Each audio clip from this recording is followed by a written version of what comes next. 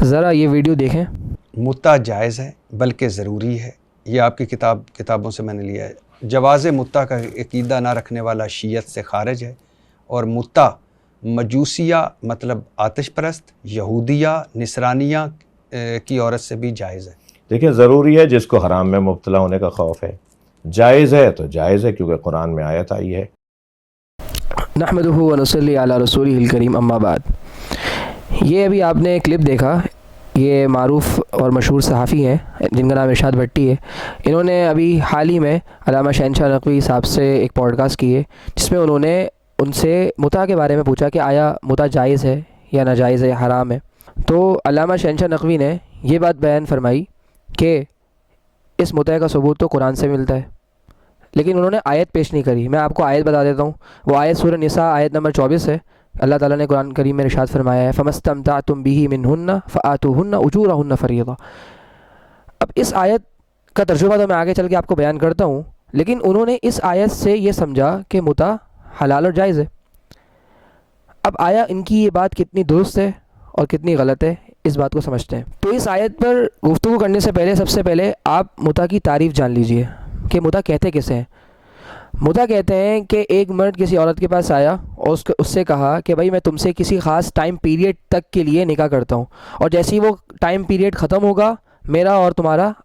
نکاح ختم ہو جائے گا اور میرے اور تمہارے درمیان جدائیگی ہو جائے گی۔ اس کے اندر جو علیحدگی اور جدائیگی ہوتی ہے اس میں طلاق کی ضرورت نہیں پڑتی۔ یہ ہے متع کا مفہوم اور ڈیفینیشن۔ اب موصوف جو ہیں وہ یہ سمجھتے ہیں کہ متع کا ثبوت جو ہے قرآن کریم کی سورہ نساء کی آیت نمبر 24 سے ملتا ہے، حالانکہ یہ بات درست نہیں ہے۔ وجہ اس کی ہے کہ اگر آپ اس آیت کے پیچھے جاتے ہیں تو آپ کو دو لفظ ملتے ہیں، اور وہ دو لفظ کون سے ہیں میں آپ کو آیت پڑھ کے سناتا ہوں۔ وَأُحِلَّ لَكُم مَّا وَرَاءَ ذَلِكُمْ أَن تَبْتَغُوا بِأَمْوَالِكُمْ مُحْسِنِينَ غَيْرَ مُسَافِحِينَ۔ ابھی جو قرآن کریم کے دونوں لفظ ہیں محسنین غیر مسافحین، محسنین اس بات کی طرف اشارہ کر رہا ہے کہ نکاح کرنے والے کا مقصد صرف عفت اور پاک دامنی ہونی چاہیے، اور غیر مسافحین اس بات کی طرف اشارہ کر رہا ہے کہ نکاح کرنے والا جس عورت یا جس خاتون سے بھی نکاح کرے محض نکاح کا مقصد شہوت پوری کرنا نہ ہو، بلکہ ایک بہترین اور باعمل معاشرے کو ترتیب دینا، یہ ہو نکاح کا مقصد۔ لیکن اگر آپ متع کی حقیقت کو دیکھیں تو متع کے اندر جو ہے وہ ایک خاص ٹائم پیریڈ کے لیے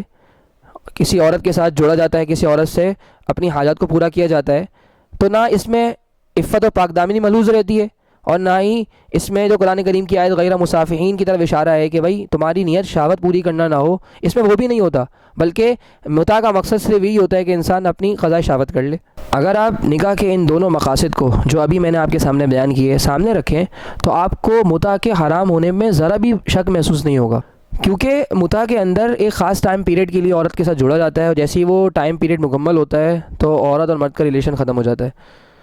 تو یہ متع قرآن کے ان دونوں الفاظ محسنین غیر مسافحین کے سراسر خلاف ہیں،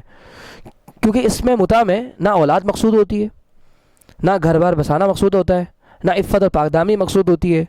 بلکہ متع میں تو صرف شہوت کو اور اپنی نفسانی خواہشات کو پورا کرنا مقصود ہوتا ہے، جو قرآن کی ان دونوں آیتوں کے صریح خلاف ہے۔ تو آپ یہ بات کیسے کہہ سکتے ہیں کہ متع کا ثبوت قرآن کی اس آیت سے ملتا ہے؟ دوسری وجہ متع کے حرام ہونے کی وہ بنیادی طور پر آپ صلی اللہ علیہ وسلم کی کئی ساری احادیث مبارکہ ہیں، جس کو صحیح مسلم اور صحیح بخاری میں امام بخاری رحمۃ اللہ علیہ نے اور امام مسلم رحمۃ اللہ علیہ نے نقل بھی کیا ہے، اور میرا حضرات تشیع سے سوال بھی یہی ہے کہ وہ روایت بنیادی طور پر حضرت علی رضی اللہ تعالیٰ عنہ بیان کرتے ہیں اور فرماتے ہیں کہ نہا رسول اللہ صلی اللہ علیہ وسلم عن متعۃ النساء یوم خیبر وعن اکل لحوم الحمر الانسیہ۔ اب آپ اس حدیث کا مفہوم سمجھیں کہ حضرت علی رضی اللہ تعالیٰ عنہ ارشاد فرماتے ہیں کہ رسول اللہ صلی اللہ علیہ وسلم نے خیبر کے دن عورتوں کے ساتھ متع کرنے سے منع کر دیا۔ اب جب حضرت علی یہ بات خود ارشاد فرما رہے ہیں کہ آپ صلی اللہ علیہ وسلم نے متع کرنے سے منع کر دیا، تو پھر آپ اس کو جائز کیسے قرار دے سکتے؟ چنانچہ صحیح بخاری اور صحیح مسلم کی اس روایت سے ہمیں حضرت علی رضی اللہ تعالیٰ عنہ کا دو ٹوک موقف واضح ہو گیا کہ وہ خود یہ بیان کرتے ہیں کہ حضور صلی اللہ علیہ وسلم نے متع کو حرام قرار دے دیا۔ اب چلتے ہیں اس ویڈیو کے دوسرے حصے کی طرف۔ نبی مکرم کے زمانے میں ہوتا رہا، بعض صحابہ کی اولادیں متع کی اولادیں تھیں، لہٰذا یہ تو جائز ہے، صحابہ کرام نے لیکن کیا۔ بعد میں یہ حرام ہو گیا یہ کہتے ہیں، مگر ہم نہیں مانتے، کیونکہ حضرت ابن عباس رضی اللہ تعالیٰ عنہ حبر الامہ فرماتے ہیں کہ یہ روایت نہیں ہے، متع حرام قرار نہیں دیا گیا۔ ابھی آپ نے اس ویڈیو کو دوسرا حصہ سنا جس میں موصوف نے یہ بات کہی ہے کہ حضرت ابن عباس رضی اللہ تعالیٰ عنہ خود یہ بات ارشاد فرماتے ہیں کہ متع کو حرام قرار نہیں دیا گیا ہے، حالانکہ موصوف کی یہ بات بالکل بھی درست نہیں ہے۔ وجہ اس کی ہے کہ جامع ترمذی میں امام ترمذی رحمۃ اللہ علیہ حضرت ابن عباس رضی اللہ تعالیٰ عنہما سے یہ روایت لے کر آئے ہیں، چنانچہ حضرت عبداللہ ابن عباس رضی اللہ تعالیٰ عنہما یہ بات ارشاد فرماتے ہیں کہ متع اسلام کے ابتدائی دور میں تو تھا، لیکن جب یہ والی آیت نازل ہوئی الا علی ازواجہم او ما ملکت ایمانہم فانہم غیر ملومین، اس کا مطلب یہ ہے کہ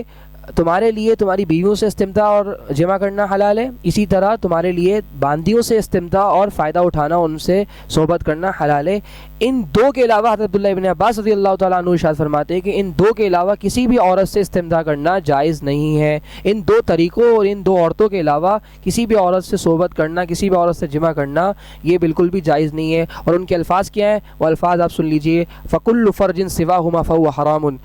کہ بیوی اور باندی کے علاوہ کسی اور سے استمتاع کرنا، اب وہ متع کے ذریعے ہو یا زنا کے ذریعے ہو، ہر طریقے سے حرام ہے۔ ہاں البتہ اتنی بات تو ضرور ہے کہ حضرت عبداللہ ابن عباس رضی اللہ تعالیٰ عنہما متع کو ابتدائی اسلام میں جائز تو سمجھتے تھے، لیکن بعد میں حضرت علی رضی اللہ تعالیٰ عنہ کے سمجھانے سے، جیسا کہ صحیح مسلم جلد نمبر 1 صفحہ نمبر 254 میں یہ بات مذکور ہے، انہوں نے اپنے اس موقف سے رجوع کر لیا۔ اور دوسری بات یہ بھی ہے کہ امام ترمذی رحمۃ اللہ علیہ اپنی کتاب جامع ترمذی میں حضرت عبداللہ ابن عباس رضی اللہ تعالیٰ عنہما کی روایت لے کر آئے، جو اس بات کی واضح دلیل ہے کہ خود ان کا موقف متع کے حرام ہونے کا ہے، نہ کہ حلال ہونے کا۔ تو متع کو حلال سمجھنا قرآن کے بھی خلاف ہے، حدیث کے بھی خلاف ہے، اور صحابہ کرام رضوان اللہ علیہم اجمعین کے اجماع کے بھی خلاف ہے۔ اللہ تعالیٰ سے دعا ہے کہ اللہ سبحانہ و تعالیٰ ہمیں آپ صلی اللہ علیہ وسلم اور اہل بیت اور صحابہ کرام رضوان اللہ علیہم اجمعین کی صحیح تعلیمات پر عمل کرنے کی توفیق عطا فرمائے۔ مجاني of faith and wisdom لا شابه حال أدلم لا شابه حال أدلم